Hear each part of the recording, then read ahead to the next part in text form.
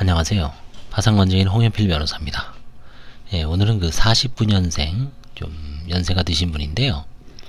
이분의 그 파산 면책 사례를 한번 살펴보기로 하겠습니다. 이 사안은 제가 이제 여기 빨간 글씨로 메모를 해놨는데요.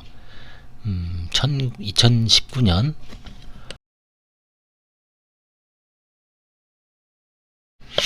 5월 13일 그 파산 선고를 받았습니다.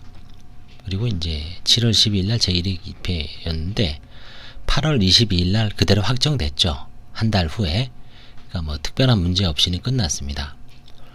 다만 문제는 이 사안에서 참 뭐 놀랄만한 그 파산 면책 신청자의 거의 예술적인 부동산 리모델링 방법이 나옵니다. 그래서 결국은 뭐 채무자 입장에서는 하늘이 무너져도 솟아날 구멍이 있듯이 어떻게 그 부동산을 리모델링해서 잘 연명을 하고 있습니다. 다만 또 다른 문제점이 있습니다. 결국은 채무자가 그런 행위를 하고 그 젊은 세입자들이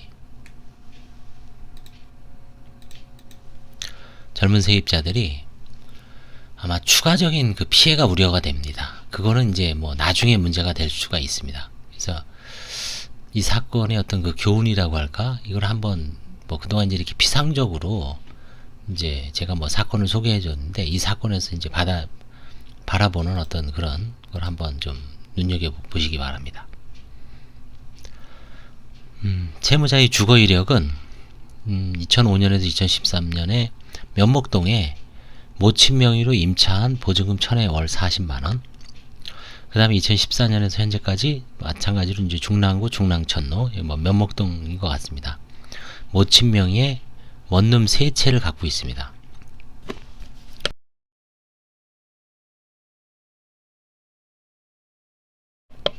근데 이 모친 명의 원룸 3채가 어떻게 구성되어 있는지 이제 나중에 살펴보기로 하겠습니다. 채무자는 10년간 세탁소 재료상을 했습니다. 서울에서. 그래서 자영업으로 대표로서 운영을 했고요. 그 다음에 이제 그게 세탁소가 이제 뭐 어려워지니까, 재료상이 어려워지니까 2003년에서 현재까지는 뭐 마사지샵, 대부업, 대부중개업, 부동산 중개보조인, 이삿짐센터 등 이곳저곳에서 일용직으로 월 적은 수입으로 이제 지냈습니다. 파탄식이 2016년인데 한번 보시면 95년부터 세탁소 관련 재료상을 시작하였으나 대형업체에 밀려 사업이 어려워졌고 2009년께 모친께서 토지를 경기도에다 구입하였는데 맹지였고 이를 해결하기 위해 차용을 받아 진입로 작업을 하게 됨. 그러나 국유지가 가로막혀 있어 공사가 쉽지 않았고 공사를 중단했다. 이후 토지는 경매로 넘어가게 되었고 그 채무로 인해 더욱 생활이 어려워지면서 파산을 신청함. 그러니까 결국 2009년에 모친께서 맹지 구입하였는데 이거 사실은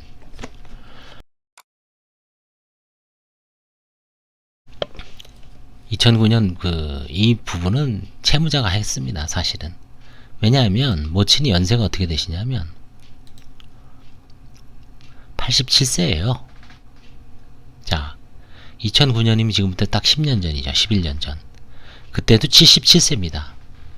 뭐 77세 노인네가 무슨 뭐 부동산을 구입해서 뭐 진입로 작업을 하고 뭐 하기 어렵죠. 이것도 사실은 어머니 명의를 빌려서 채무자가 이 부동산 작업을 한 거예요. 그렇게 봐야 될 것 같습니다. 그래서 92년도에 이혼한 이후에 이제 혼자 살고 있습니다. 어머니가 계시고요. 그 다음에 아들, 딸이 있는데 아들하고는 이제 지금 별거 중이고요. 딸하고는 이제 같이 살고 있습니다. 자, 이거 한번 보십시다. 파산 채권이 얼마냐면 총 3억 4천입니다. 근데 특이한 거는 보증보험은 얼마 없어요. 7,500입니다. 근데 전부 개인입니다. 개인. 2004년, 4년, 7년, 14년. 1억 2천, 3천, 200, 1억. 결국은 뭐 마사지샵도 운영했다 그랬죠. 하다가 실패했지만 그 다음에 이거 땅 구입하는데 썼죠. 어머니 명의로 해놓은 거죠. 그 다음에 사채이자 지급 등 돌려막기.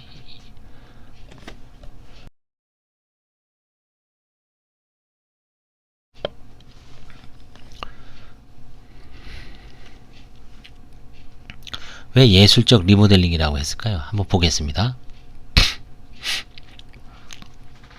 채무자가 원룸을 어머니가 모친 소유 원룸은 타인에게 각 전세를 내서 한 채는 3천만원, 한 4,500.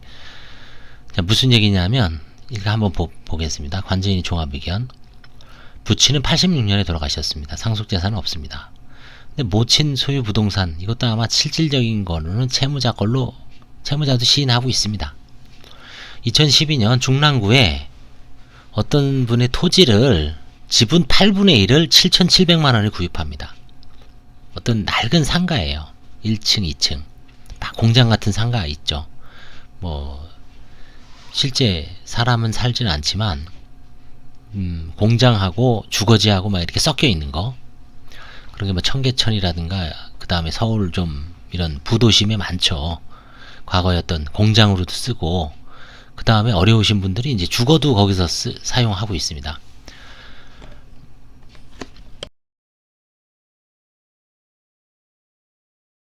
한번 보겠습니다. 위 토지상의 건물은 무허가 건물입니다. 무허가 2층 건물로 상가 내지 일부 주거지로 사용하고 있습니다. 상가라 그래봐야 이제 창고를 많이 쓰는 겁니다. 창고. 실제 이제 사람들이 왔다 갔다 하는 뭐 물건을 판매하는 게 아니라 인근 지역에 있는 뭐 주로 이제 물건을 보관하기 위한 창고 같은 걸 많이 쓰는 겁니다. 상가 내지 일부 주거지로 사용하기 있음. 채무자는 모친 명의로 구입한 후 이것도 어머니 명의로 구입한 거죠. 2012년이면 어머니가 이제 7년 전이니까 80살입니다. 87세니까요. 윗토지상의 건물을 리모델링 합니다. 점유 건물을. 그래서 5채의 건물로 쪼개입니다. 이거를. 그래서 2채는 공사대금으로 지급하고 나머지 3채는 현재 타인에게 각 전세를 주고 거주하게 하고 있습니다. 임차보증은 얼마를 받았냐면 3천, 4천, 4,500만원. 그럼 이거 합치면 얼마입니까? 1억 1,500이죠. 이것도 빚이죠. 법적으로는 누구 빚입니까? 어머니 빚이죠. 채무자의 빚은 아니죠. 그래서 나중에 결국은 어머니도 잘못하면 파산할 수도 있어요. 돌아가시면은 상속 포기하겠죠. 그러면 이 채권자들, 임차권자들은 과연 배당을 받을 수 있을까요? 건물은 무허가입니다. 이게. 토지 지분 8분의 1입니다. 토지 지분 8분의 1에서 경매를 넣어서 이제 거기서 이제 우선 배당을 받을 수 있겠죠. 토지값에서. 그럴 상황이 올지 안 올지는 모르지만 온다면은 제대로 경매가 안 날 수도 있습니다. 그게.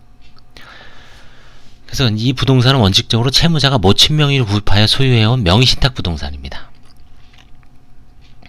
다만 토지 지분은 8분의 1이 존재하나 무허가 복합 건물로 건물과 토지 등기가 불일치하고 건물이 무허가인 점, 모친 명의로 서울 세무서에 양도소득세 및 가산금 3,073만원이 체납되어 있습니다. 어머니 명의로. 어머니 명의 양도소득세는 왜일까요? 이건 아까 경기도에 땅을 매입을 해서 뭐 국유지가 어떻고 뭐 개발을 하는데 이거 있죠. 이거 이 경매가 넘어갔죠. 양도소득세가 부과됐을 거예요. 이때 3천 정도를 가산금하고 가산금은 150%까지 붙죠. 세금은. 그래서 이게 체납되어 있으니까 이게 지금 압류 중입니다. 국가에서 세무서에서. 그럼 이 8분의 1을 이론적으로 매각을 할 수가 있어요. 뭐 누가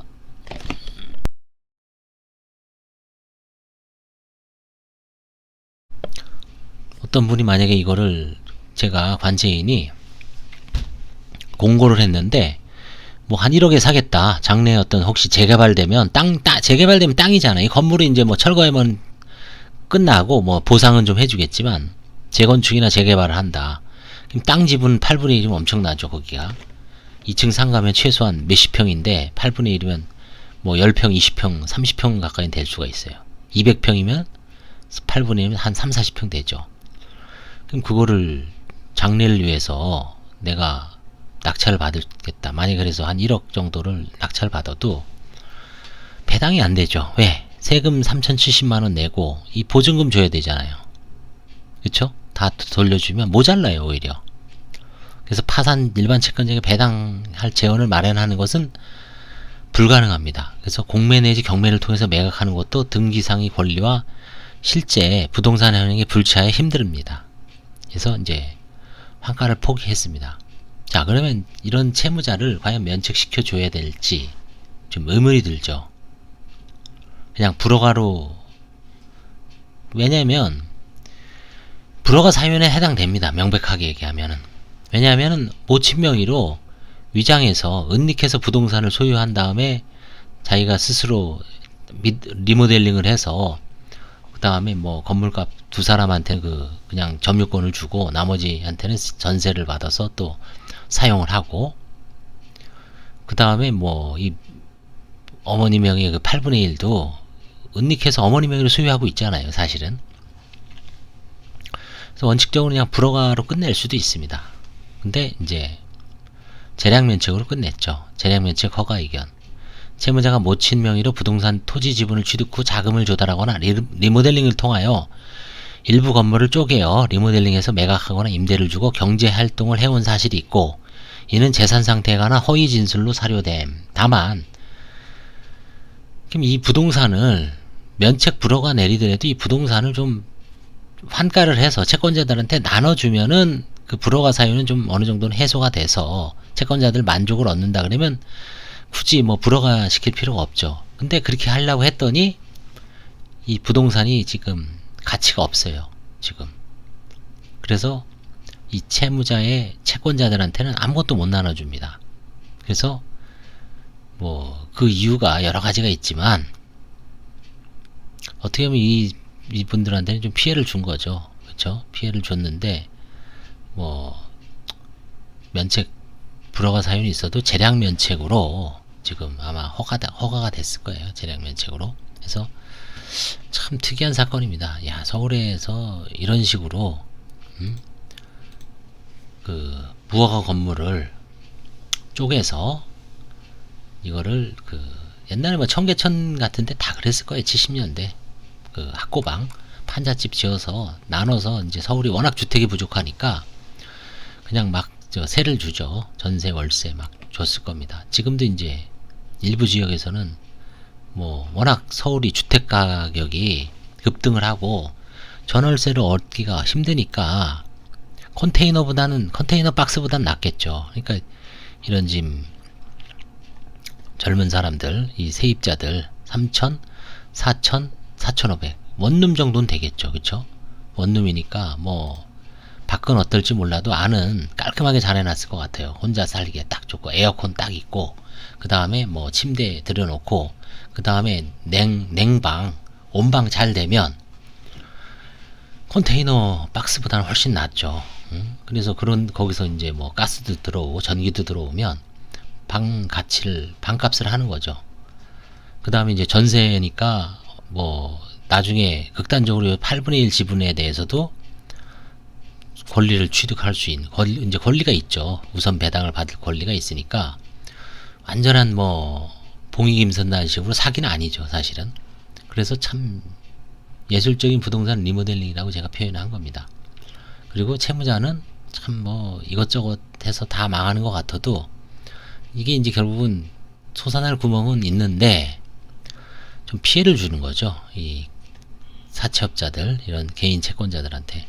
근데 이건 어쩔 수 없습니다. 개인 간의 어떤 A와 B 간의 갑과 을 간의 거래 계약에 기해서 뭐 돈을 주는 거는 자기 어떤 리스크를 관리를 못한 저거죠. 그렇죠? 결과론적으로 나중에 못 갚았다 그래서 전부 형사처벌하기는 불가능하죠. 처음부터 뭐 사기 고의가 있는 것도 아니었을 것 같습니다. 이거는. 그 다음에 이제 젊은 세입자들은 나중에 어머니가 파산하거나 아니면 이제 사망했을 때 채무자가 어떤 상속을 포기했을 때 큰 문제가 된다는 것을 아마 인식을 해야 됩니다. 예, 오늘 여기까지 하겠습니다. 감사합니다.